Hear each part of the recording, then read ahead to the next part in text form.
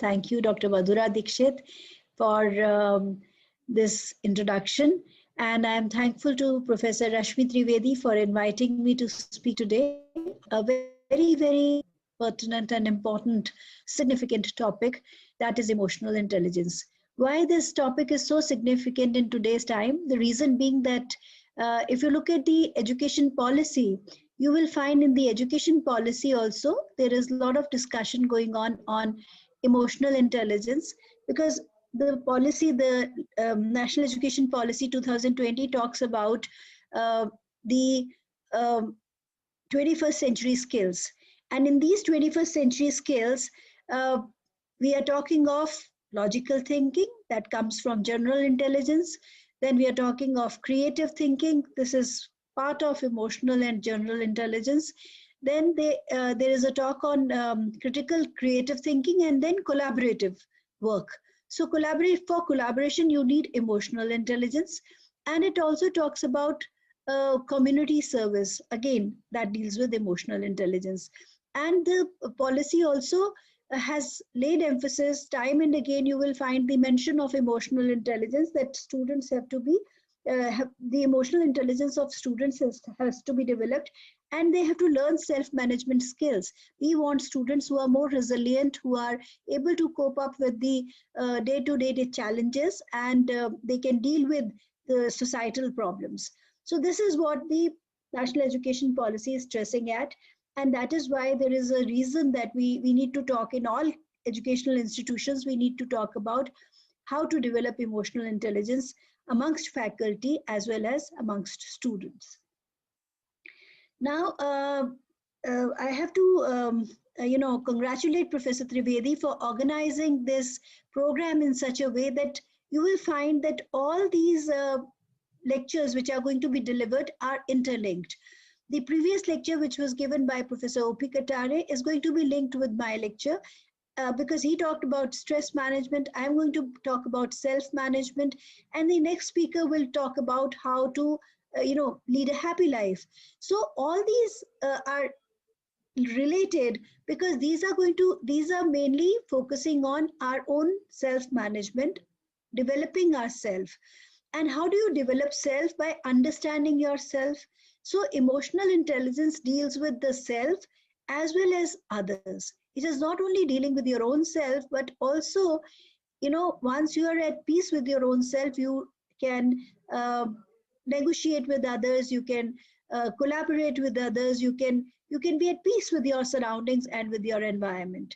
So this is what I'm going to talk about today.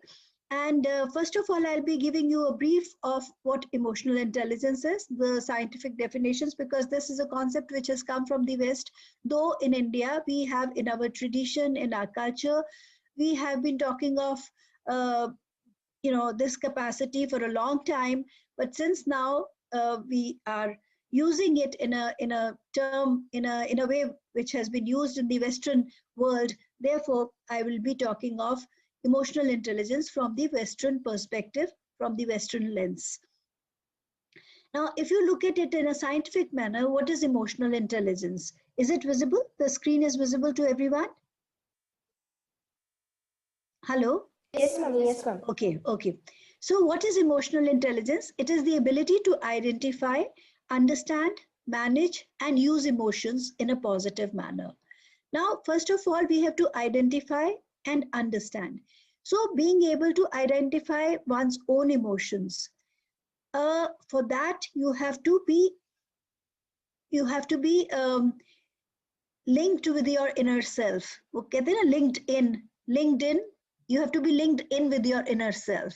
So being linked in, that means to be able to understand what is going within you, to be able to connect with your inner self in a manner so that you are able to identify what is happening inside you, to understand yourself, to be able to manage. If you understand, only then you will be able to manage. अगर understanding नहीं होगी तो management भी नहीं हो पाएगी. So identifying, understanding and managing your emotions, and then using those emotions in a manner that these give you positive result. So in a positive manner, using your emotions. So this is what emotional intelligence is. Now, what is the outcome? This will relieve stress, which Professor Katare has earlier talked about, that it relieves stress, and it helps you to communicate effectively with others. It not only relieves your own stress, you are a calmer, you are a more if you're emotionally stable, you are a positive, a happy person, calm person, and you will be able to communicate effectively with others. You will be able to talk to others in an effective manner. You'll be able to express yourself clearly. You'll be able to express yourself purposefully. And then it also helps you to empathize with others. When you are when you are at peace with your own emotions, you will be able to empathize with others' emotions also, and to overcome challenges. Emotional intelligence will also help you to overcome challenges and diffuse conflicts with others. So this is what emotional intelligence is. It is able to the ability to identify, understand, and manage, and then use your emotions in a positive manner, which results into relieving stress, communicating effectively, empathizing with others, overcoming challenges, and diffusing conflicts. If you have high emotional intelligence, in today's world, what is important? It is important to have general intelligence. And general intelligence, they say, is you're inborn. You're born with intelligence, and that according to psychologists, is fixed when you're born. So you cannot enhance it. But there is another concept, which is emotional intelligence. And this emotional intelligence is a learnable quality. Now, people whom you find successful in life are not the ones who have general intelligence, but the people who you are able to use their general intelligence in the best possible manner. So people who have emotional intelligence along with general intelligence. So if you have emotional intelligence, you will be able to deal with others, you'll be able to apply your intelligence, the logic, your own logic, your critical thinking in a manner where you can contribute to the betterment of others and to your own betterment. So high emotional intelligence is very important these days, and it is considered that if you have high emotional intelligence, you will be successful in life. So if you have high emotional intelligence, you are able to recognize your own emotional state and the emotional state of others. So it is, emotional intelligence is dealing at two levels, dealing with one's own self and also dealing in having relationships with others. So recognizing your own emotional state and the emotional state of the others, and engaging with people in a way that it draws them to you. You are able to draw people to you. You are able to, attract people towards you, because you are able to understand them. You are able to appreciate them. You are able to make them feel wanted. You are able to make them feel important. And that is why people are drawn towards you. Now, the definitions which are given, because the researchers who have worked in this field and who have worked on this concept, they have given their own definitions. So for the first definition I'm going to give you is by Meyer and Salovey. And this definition came in 1993. It's a very, very recent, not looking at 2020, not a very recent concept, but it came in the late 90s. So in 1990 onwards, the concept of emotional intelligence has been coined. This term has been coined and has been given by the Western world. So emotional intelligence is a type of social intelligence that involves the ability to monitor one's own emotions and others' emotions, to discriminate among them, to be able to discriminate, between my own emotions and others' emotions, and to use the information to guide one's thinking and actions. All your thinking, your thought process, your actions are going to germinate, from your understanding of your own emotions and the emotions of others. If you understand your own emotions and you understand the emotions of others, you will be able to control your own actions, as well as to a certain extent the actions of others, their thought process of others, if you are able to understand their emotions. So that is the that is the power it gives you. Emotional intelligence gives you the power to negotiate, power to collaborate, power to work with others, to cooperate. That is the power. Emotional intelligence, another researcher who has worked a lot in the field of emotional intelligence, and I had the good fortune, as was mentioned while giving my introduction, that I was there in the conference organized by Dalai Lama, by His Holiness Dalai Lama. In that conference, Daniel Goleman was also present, and I, was fortunate to interact with him and talk about the various books he has written on emotional intelligence and what the work he has done on emotional intelligence. So the definition which has been given by Goleman, it says emotional intelligence is involved in the capacity to perceive emotions, perceive my own emotions as well as the emotions of the other. So perceiving emotions, assimilating emotions, not only perceiving, but also assimilating emotion related feelings, all those feelings which are stemming from my emotions. So I'm able to assimilate all those emotion related feelings and to understand the information of those emotions, the information which is coming from those emotions. I'm able to interpret that information and use that information in a meaningful, in a purposeful manner, and manage those emotions. So this is the definition which was given by Goleman in 1994. Now, what are the benefits of higher emotional intelligence? I've already spoken about it, that people with higher emotional intelligence find it easier to form and maintain interpersonal relationships and to fit in any group, in any, whichever group they go into. You must have found that some people are very, you know, they find it very easy to fit into any group. So those are the people who have high emotional intelligence.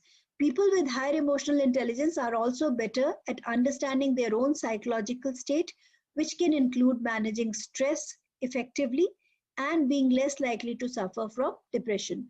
So people who have high emotional intelligence, they are able to manage stress very effectively, and also they do not suffer from depression because they are able to perceive their emotions and they are able to manage their emotions. So how important it is in today's time when we are going through a very difficult, a challenging time like this COVID pandemic.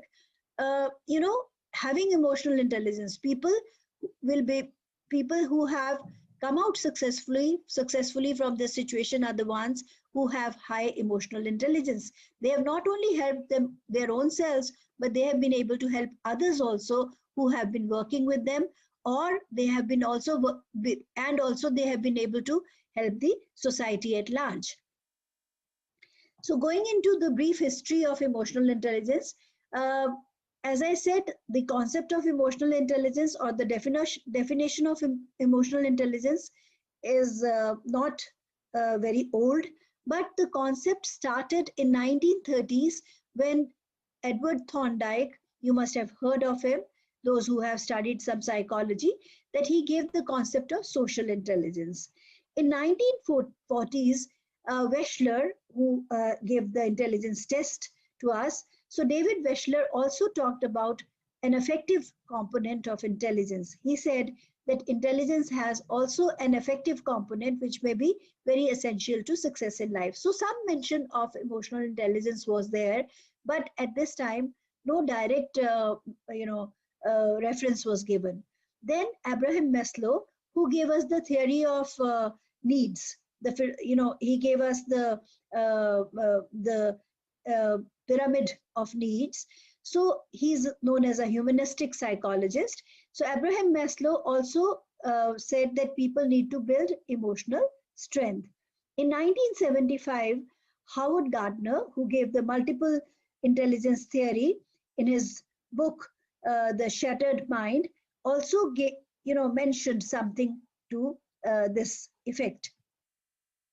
Now, in 1985, the first time it was used, the term emotional intelligence was by Wayne Paine, and he introduced this term in his doctoral dissertation. In 1987, in an article published in Mensa magazine. That's a magazine which is on psychology.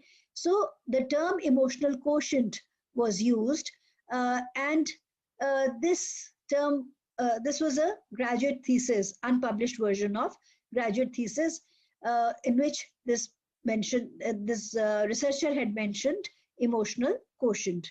Then in 1990s, as I gave the definition of Salovey and Meyer, these people published their landmark article, and this article was, the title of this article was Emotional Intelligence, and this was published in the journal Imagination, Cognition and Personality. So this was in 1990s, the term emotional intelligence came into light. In 1995, the concept of emotional intelligence got popularized after publication of psychologist and New York Times science writer Daniel Goleman, who wrote a book on emotional intelligence, and the title of the book was Emotional Intelligence: Why It Can Matter More Than IQ. So this is the brief history of emotional intelligence, the concept and the definition of emotional intelligence. Now, Goleman had identified 5 domains of emotional quotient. Emotional intelligence can be measured through emotional quotient. Now, emotional quotient can be, if you want to measure it, because emotional intelligence can be measured, and through emotional quotient we can measure it. Now, there are 5 domains in which it can be measured. The first is self-awareness. Self-awareness is the ability to recognize, understand, and accept one's own moods, emotions, drives, strengths, and shortcomings, as well as to see how these affect other people. So, if I want to manage myself, first of all, for self-management, the first thing is self-awareness.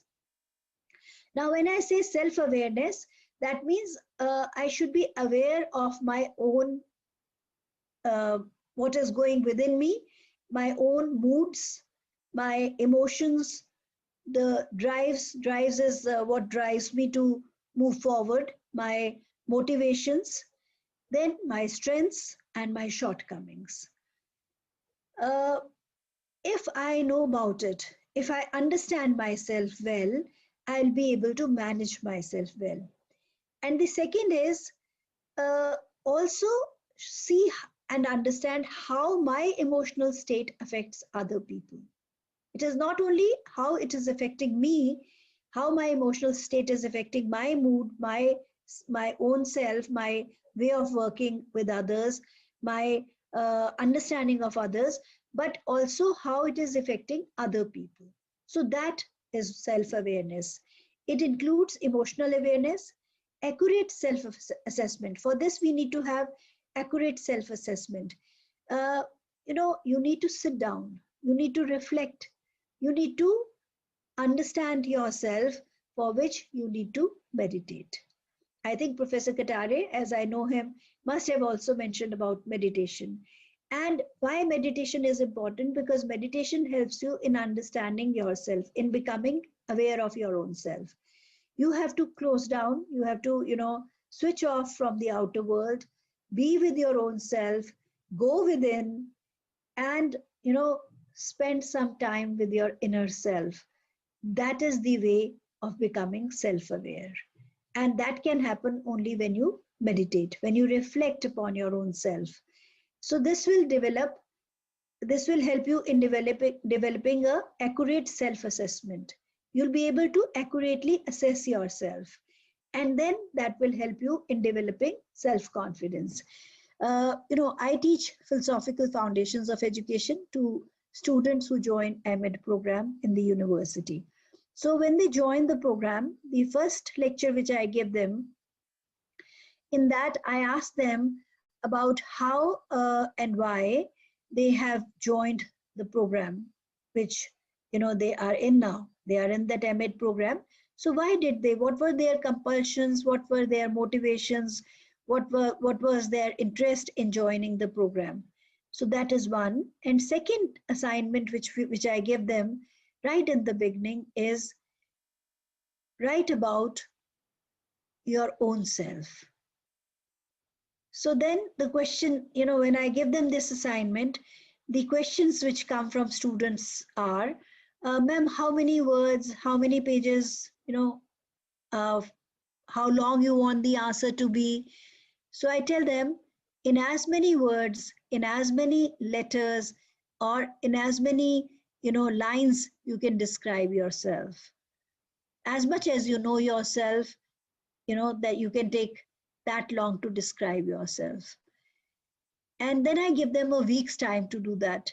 And uh, I guide them that, while you are doing this assignment, it is not that you just take a paper and start writing. You can take at least 4 to 5 days to think about what you want to write.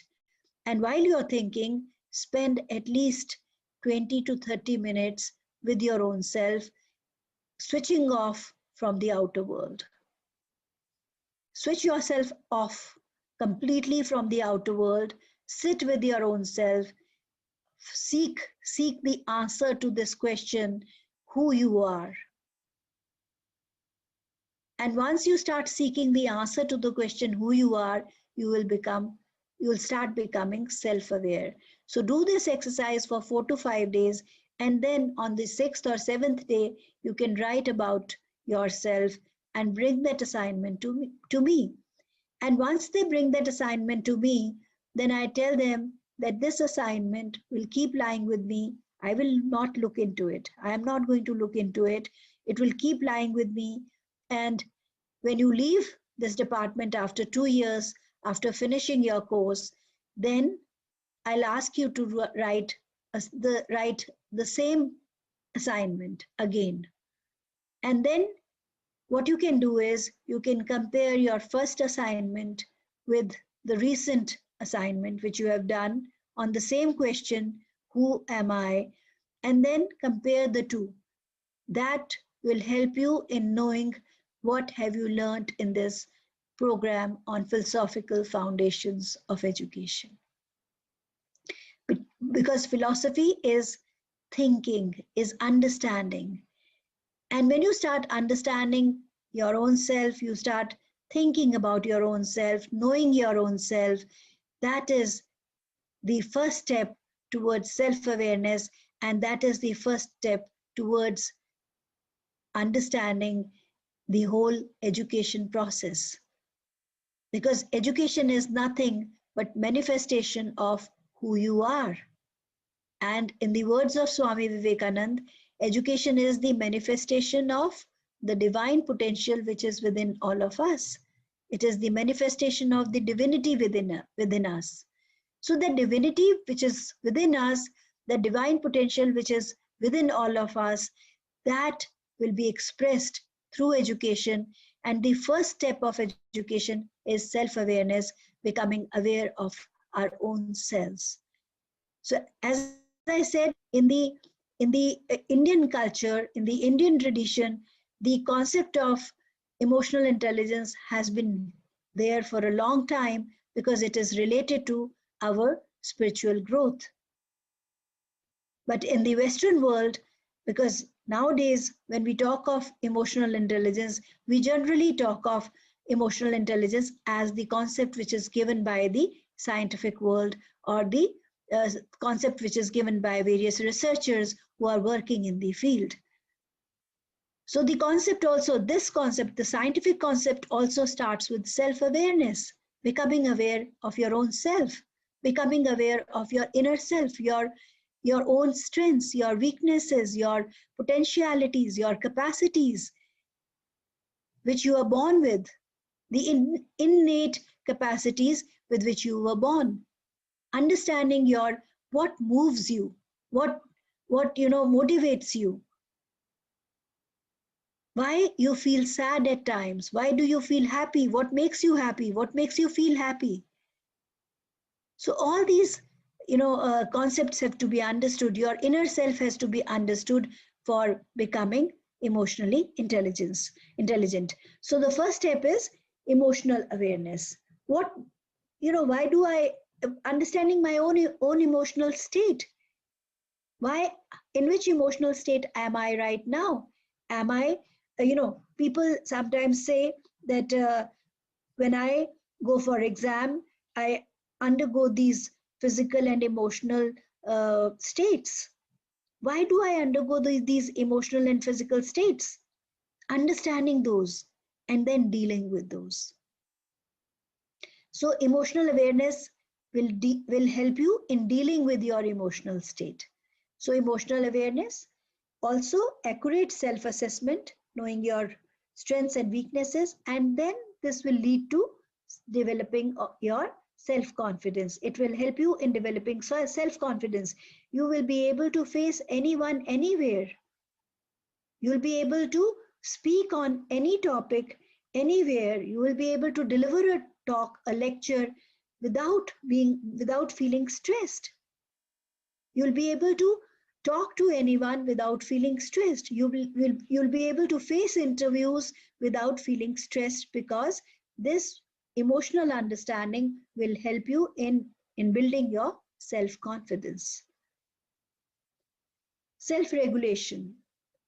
So after understanding, after becoming aware of your emotional state, then you can manage your impulses. You can manage your emotions.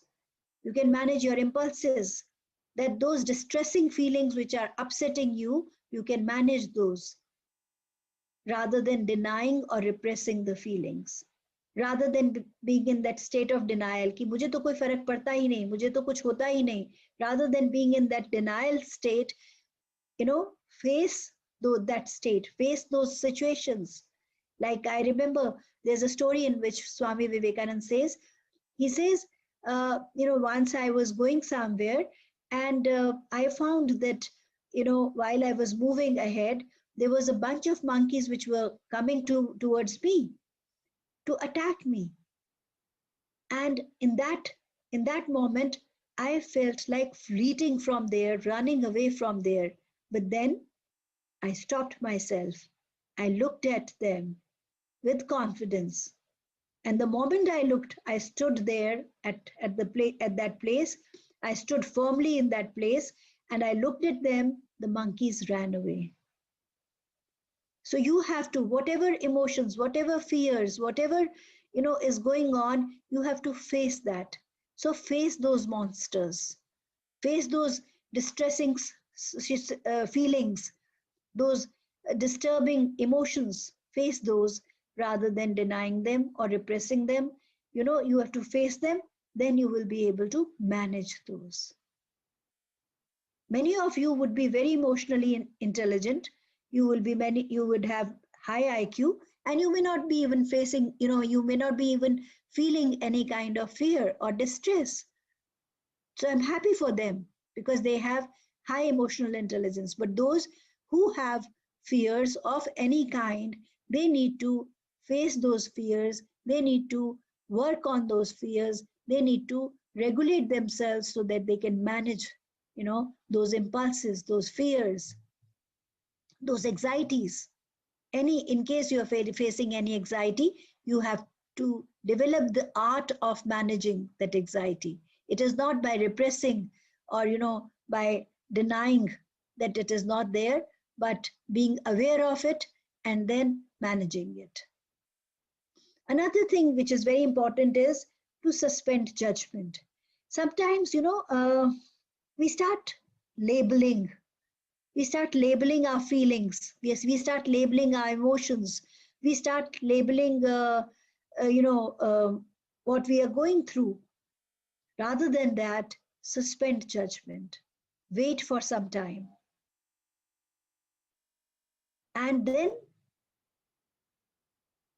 your inner self will give you the answers. It will come from within you, from your inner self. There's as I said, when you meditate, there is a little voice within you. During meditation, that little voice will speak to you and it will tell you, it will give you the answers. So suspend judgment for some time for self-regulation. Don't be in a hurry. Give yourself time. Give yourself, time where you go through that phase where you meditate upon your own self. It includes self-control. Self-control is, as you know, is the secret to happiness. For self-control, what do you have to do? For self-control, you just have to respond and not react. Whenever something happens, rather than, yes, somebody's raising hand. Yeah, somebody's raising hand. Yes. Um, would you like to say something?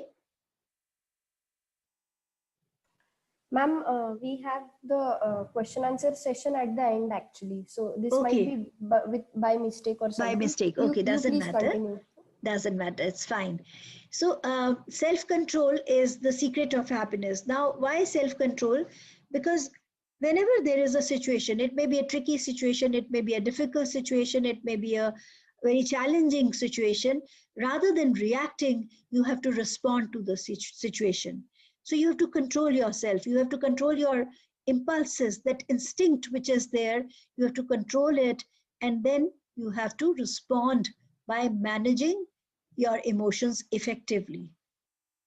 So manage your emotions effectively and then respond in an appropriate manner. So self-control is the secret of happiness. Self-controlled persons can manage their emotions effectively even in the adverse situations. Next is self-integrity. Self-integrity is very important. I think, I don't know if Professor Katare shared with you, I have written an article on self-integrity. And in this article, I have mentioned how balancing the inner and the outer self can lead to self-integrity. We are, sometimes we feel what we are outside is very different from what we are inside. So balancing the two, understanding the inner self and the outer self, and then balancing the two will help you in self-integrity. A person who has self-integrity would be, uh, you know, जैसे कहते हैं मनसा वाचा कर्मणा, तो मन से वो सोच जो रहा होगा और जो वो बोल रहा होगा और जो कर रहा होगा, उन तीनों में समन्वय होगा. There will be a consonance between his thought, speech, and action. So that is self-integrity. And people will believe in him. He will have credibility because what he will say would be what he's thinking. And what he'll do is what he's thinking. So there will be credibility. So such people will develop, trustworthiness. They will develop, people will have faith in them because they are honest, they are trustworthy, and they have credibility. They have built this credibility because of self-integrity. These qualities are necessary for developing good understanding of self. So for this, as I said, inner and outer self, those have to be understood. Outer is, sometimes we are wearing a persona, and that persona may be very different from what is going within us. Outside you're smiling, but within you are not at ease with yourself.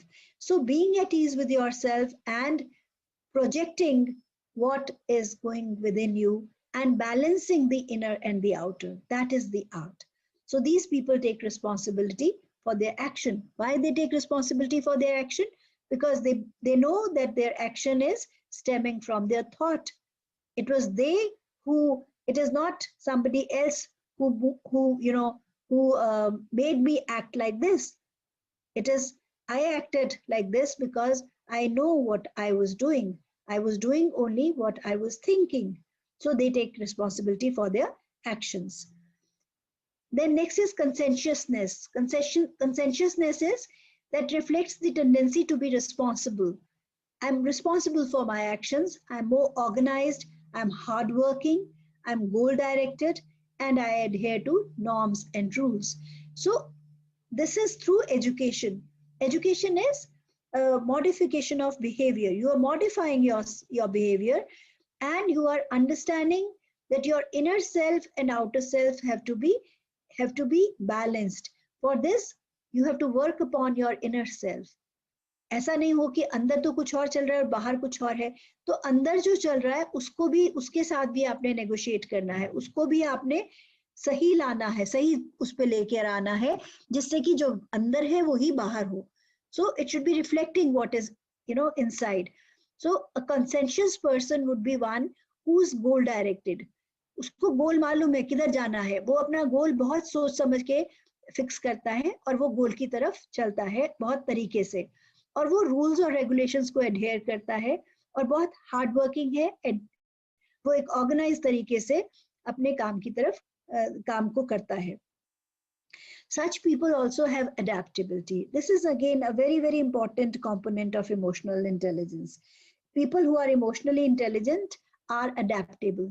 आप उनको देखेंगे पाएंगे कि वो flexible होते हैं generally, क्योंकि उनको मालूम चलता है कि कहीं कहीं ना कहीं मेरी सोच जो है उसको भी सुधारने की आवश्यकता हो सकती है, तो वो अडेप्टेबल होंगे। अगर उनको लगेगा if somebody is able to convince them that what they are thinking or how they are doing things will not be able to, they'll not be able to achieve objectives, or they will not be able to serve society through those, then they adapt. They are flexible to, new challenges, to different kinds of situations.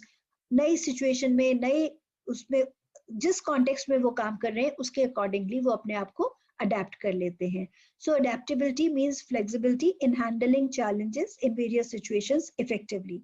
Then another is innovativeness. They can find new ways of finding solutions to different problems. It's not only that they adapt, but they also are able to find out of the box solutions. They're able to innovate. They can look beyond, the normal. The normal routine जो है उसके beyond जाकर की भी वो solutions ढूंढ सकते हैं. नए methods, नए techniques ढूंढ सकते हैं जिनसे कि solutions problem के ढूंढे जा सकते हैं. The third is self motivation. तो पहला था self awareness, दूसरा था self regulation और self management, और तीसरा है self motivation. तो self awareness से हम self regulation या self management की तरफ चले, और तीसरा हम कहते हैं कि अब मैं अपने आप को motivate भी कर पाऊंगा. A passion to work for reason that goes beyond money or status. So I'm able to motivate. That in motivation is coming from inside me, intrinsic motivation. It is not in extrinsic motivation. तो क्या होगी कि आप money या status के लिए काम कर रहे हैं, पर यहाँ पर intrinsic motivation की बात हो रही है. That motivation which comes from within, a passion to work for reasons that go beyond the routine. A propensity to pursue goals with energy and persistence.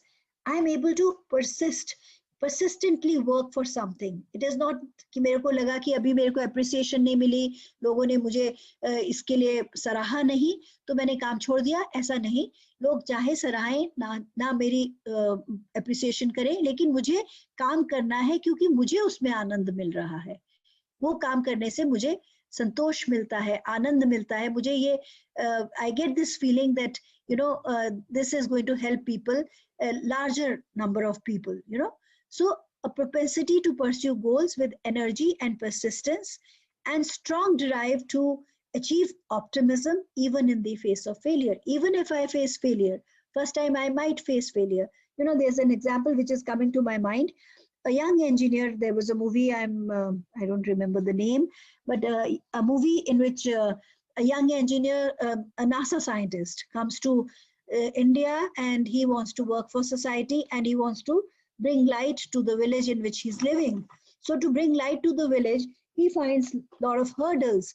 He finds, he finds it very challenging, and sometimes he faces failure also. But he goes on, and because he has, that optimism in him that he can do it. So that kind of optimism in the face of failure, that you are, that keeps you going, that keeps you moving ahead. So you need that kind of energy. Now, what can be the competencies for this? Achievement drive. आप कुछ करते हैं, करने के बाद आपको लगता है कि मुझे अचीव किया, मैंने कुछ थोड़ा भी किया, छोटा भी अचीव किया, उससे भी मुझे लगता है कि मैं आगे बढ़ सकती हूँ. Striving to improve, to meet a standard of excellence. These people take risk and face any type of challenges in order to get desired results. Then they are also committed. They are committed to the cause, they are committed to themselves, they are committed to society. Then they have initiative, they take initiative, and they are very optimistic in nature. The fourth trait is, the fourth dimension which I'm going to talk about is empathy. Empathy is Slightly different, not slightly, very different from sympathy. Empathy is to be able to stand in the other's shoes and to know where the shoe pinches. Not many of us would like to do that. पहली बात, अपने shoes उतारने पड़ेंगे. अपने shoes उतारने बहुत मुश्किल है, क्योंकि वो आप इतने देर से, इतने सालों से जो आपने एक विचार बनाया है, अपनी एक सोच समझ बनाई है, उसको कैसे उतार देंगे? So taking off your own shoes is, you have to, your own understanding of things you have to keep aside.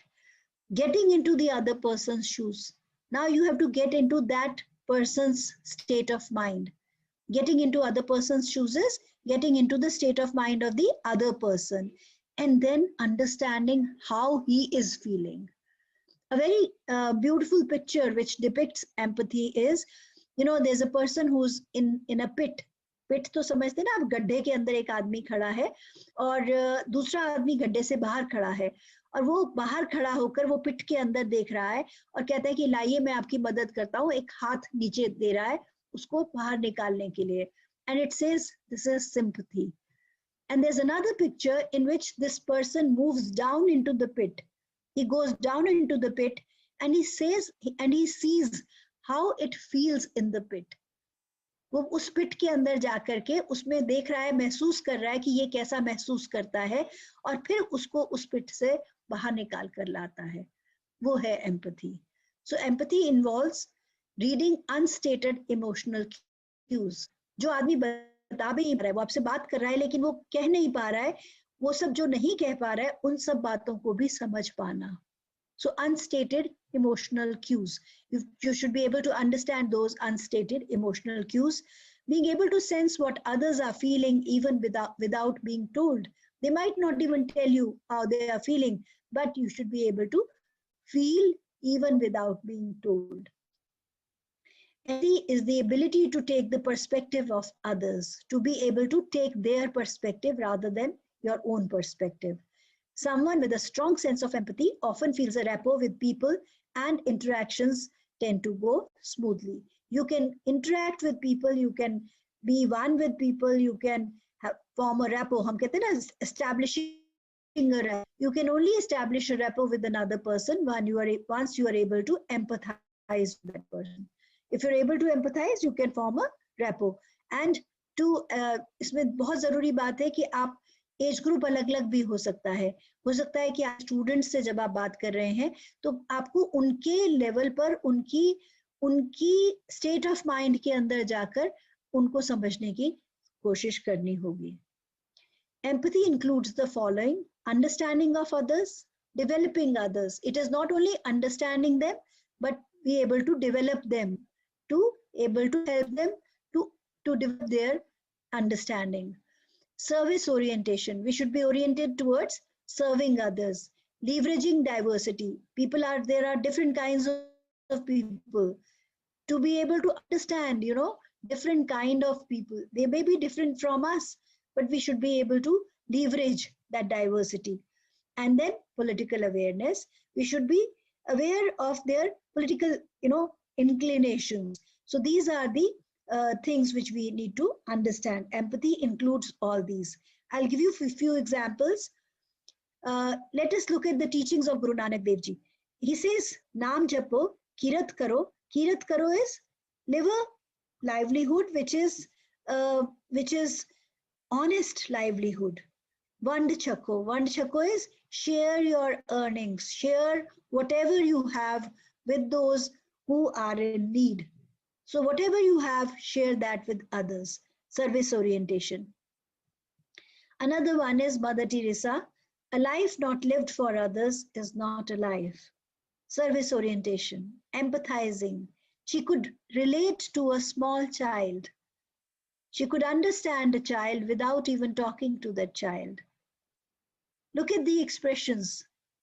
Look at the way she's holding the child in her hand. Look at the way she's looking at the child. So this is what empathy is. In a gentle way, you can shake the world. Political orientation. So you can also shake the world. You can be the change agent. You can be the change you want to see in the world.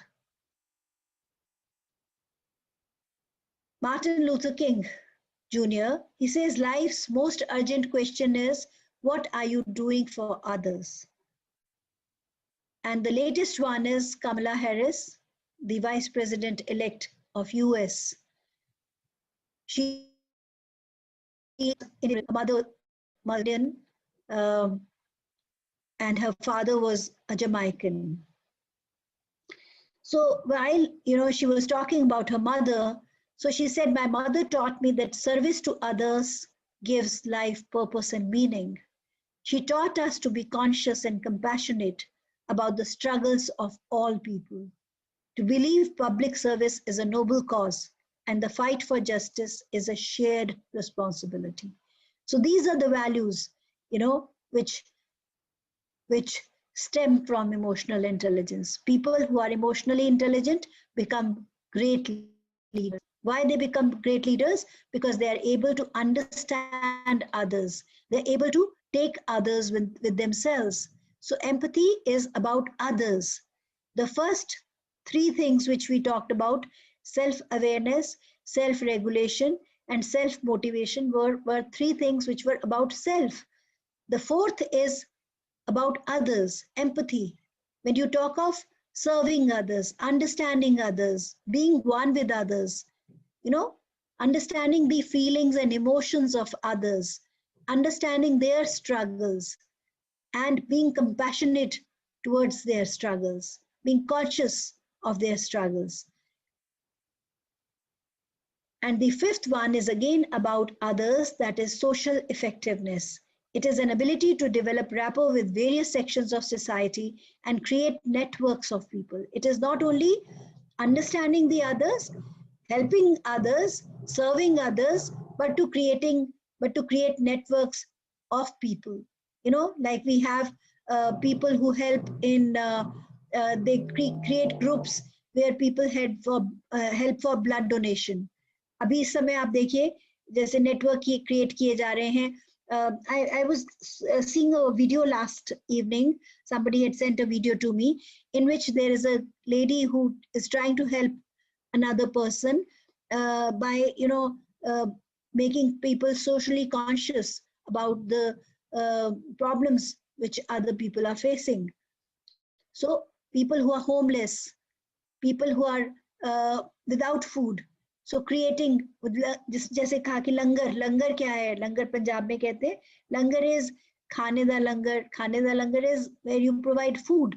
कपड़ों का लंगर का मतलब वहाँ where you provide clothes for others.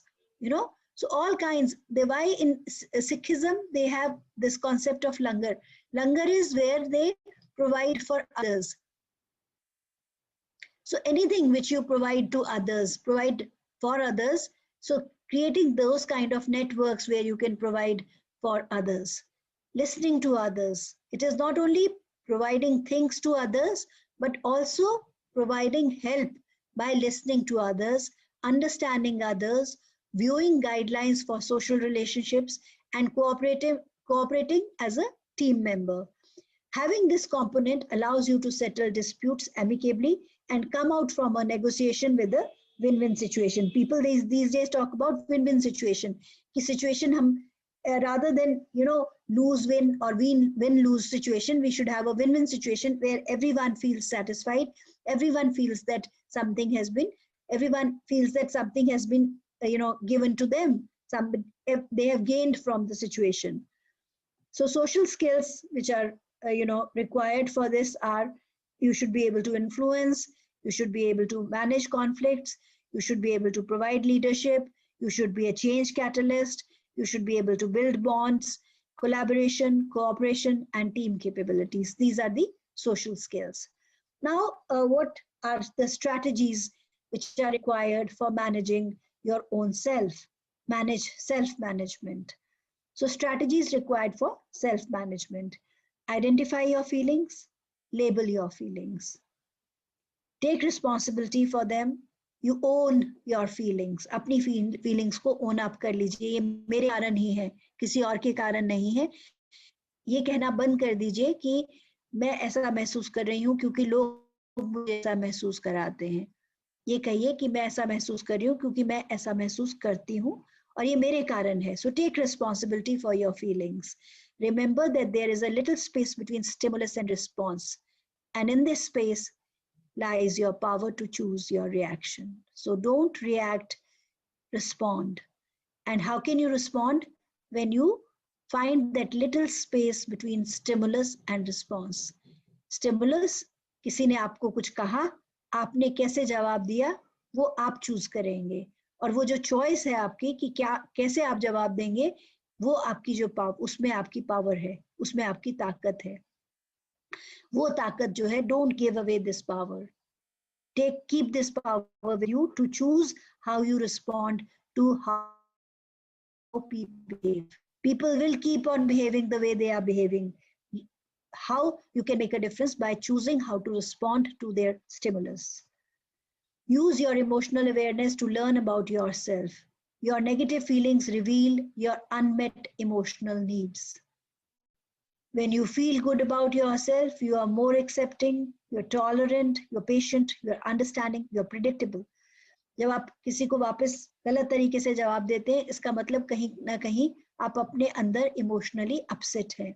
और अगर आप patient हैं लोगों के साथ टॉलरेंट हैं, लोगों को एक्सेप्ट कर रहे हैं और लोगों को आराम से सुनते हैं उनकी बात, तो इसका मतलब आप अपने अंदर कहीं आप अपनी इमोशंस को आपने अच्छे से मैनेज किया है. These contribute to healthy self-esteem, openness to learn, and willingness to cooperate. People who can be good in teamwork.